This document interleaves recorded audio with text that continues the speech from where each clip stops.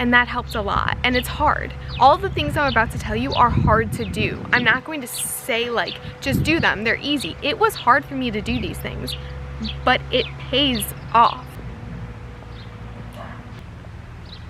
Hi friends, we have a lot to chat about today, and I don't know, I just felt like the park was the perfect place to have this little chat. Let's get into it. As you obviously saw from the title of the video, I am going to be talking about some things that helped me overcome depression, heartbreak, just overall sadness. And I want to first, before we get into the things that helped me, kind of tell you guys about my story and kind of just be vulnerable and open with you guys and be honest about what it is exactly that went on in my life. Essentially, I am from Chicago and I went away to school in Alabama. So it's about 16 hour drive away from home. And now this past year was my 3rd year there. And this year hit a little bit different. The first year, I definitely did go through a depression just being away from family, but I want to talk on that in a different video. This second year, I ended up having a really good time up until October, I believe, or November. I ended up going through a bit of a heartbreak.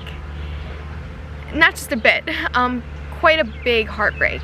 And then since then, it has taken me up until now to really fully feel like I am back to who I was and get my spark back, truly be so full of joy, be happy almost 24/7. Like, it's almost hard for me not to be happy. It comes naturally, and I'm so grateful for that. But there was a lot that I did actually do to get me here. Being able to look back on the situation now from, you know, this perspective, I am able to see that there were a lot of things that went into why I was so heartbroken and why I truly did take it so poorly in the moment. And a big part of that was that I really did lose who I was, and I was relying on another person to be my happiness without even realizing it. Like, it wasn't like I was sad all day until I saw him or I talked to him. It was more so just like I lost the things and the passions that made me me, and I was just in this weird limbo of time where all day, every day, I would only do the things I had to do and then spend time with the guy. That also caused me to not really talk to like a lot of my friends I had met the year before. When it all came to a crash, I was not even human. I didn't know how to feel happy. I didn't know what my life was supposed to look like anymore. I genuinely felt just so alone because it was almost like that guy was my escape from reality. He made me feel like I had a home away from my home. So being so far away from home, I felt so detached from reality and so detached from my family. So having a home then in Alabama, it helped me to just feel like I had a place there. And then it was taken from me, and I felt like I didn't belong there anymore. I was just so heartbroken, truly. I truly did care about the person a lot. Anyways, I wasn't even supposed to come back home for Thanksgiving, and then I wasn't sleeping at all, I wasn't eating, I got so thin again. I was working out a ton, drinking caffeine. I was constantly just trying to keep my mind busy and distracted because I didn't know what else to do. Like, if I had just sat there, like, I was just too sad. Like, my heart just hurt so much and my mind would just go crazy. So I would just constantly keep myself distracted. One night I woke up at 4 a.m. if I even slept that night, and I just went in my car and I drove all the way back home, 14 hours straight. Didn't tell anyone, and just showed up at my doorstep just in time for Thanksgiving.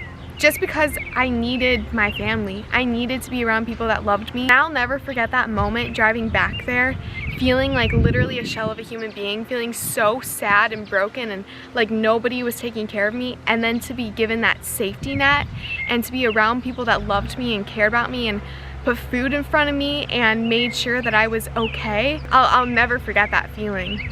Now let's fast forward and let's talk about now these past 6 months. I really went on this journey of just rediscovering myself. I did things to proactively get rid of that sadness, get rid of that hole. I didn't try to fill the void with another guy. I did things that gave me my true joy and happiness and who I am back, and I relearned who Faith was. I made a little list of the things that I did specifically that I believe got me to be, again, so positive, so happy, and so in love with my life. So let's start off with number one, is I started to force myself to spend time with friends that would fill my social battery back up, that I felt comfortable around. And honestly, guys, I don't have many friends in Alabama. Like, it's difficult to meet people down there, and I've only been there for, you know, like 2 years. I didn't have a lot of people there in my immediate life. So I started to also then make an effort to call family members or friends from back home that I hadn't talked to in a while. Force myself to try to make new friends and go out of my comfort zone. Did I want to do any of this? Did I want to talk to anyone? No. But genuinely, I needed that. I needed to get out there again, talk to people, get new people into my life.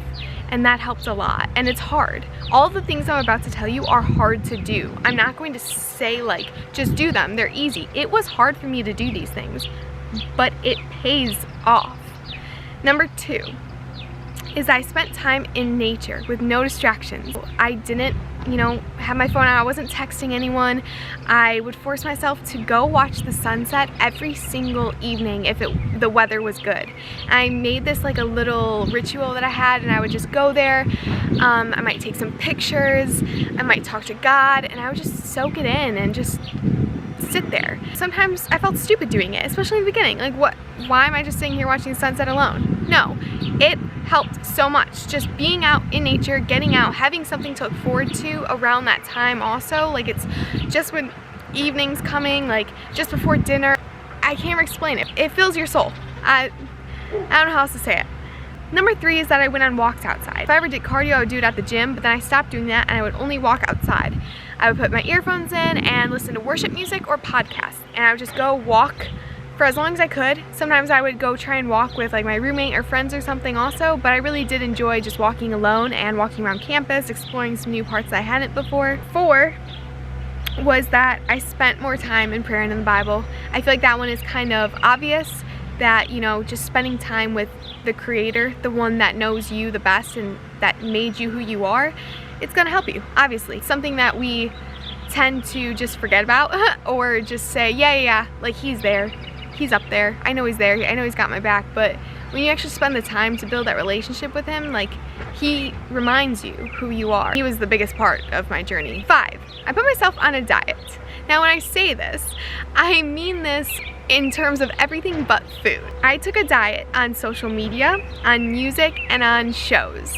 For social media, I unfollowed anyone that didn't bring me joy and positivity when I would see them on the screen. If I was comparing myself to them, I unfollowed them. But if someone made me smile or their content was always positive and I felt like it added something to my life, then I stayed following them.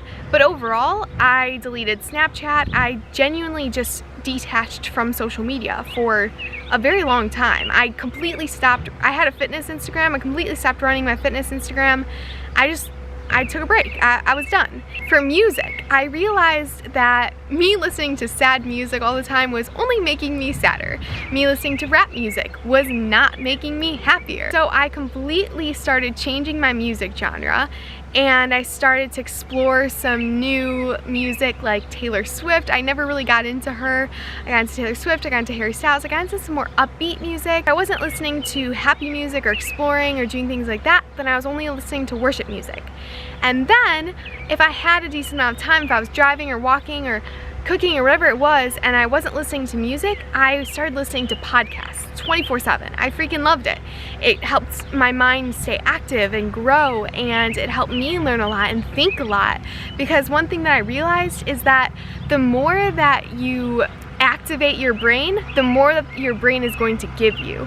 And it's so cool. Like, if you just try it out, like, you'll notice it. Like, try listening to podcasts or educational content or something instead of music, and just see what your brain starts doing. Your wheels just like start turning in ways that they never did before. It's the coolest thing, and it makes me so happy. And then the last thing was shows. I realized that the TV shows or movies I was watching, if they were sad or intense or about love or something, I replaced all of my normal TV shows with old Disney Channel shows and old shows that gave me comfort, like Gilmore Girls or musicals or movies that I just knew would put a smile on my face no matter what.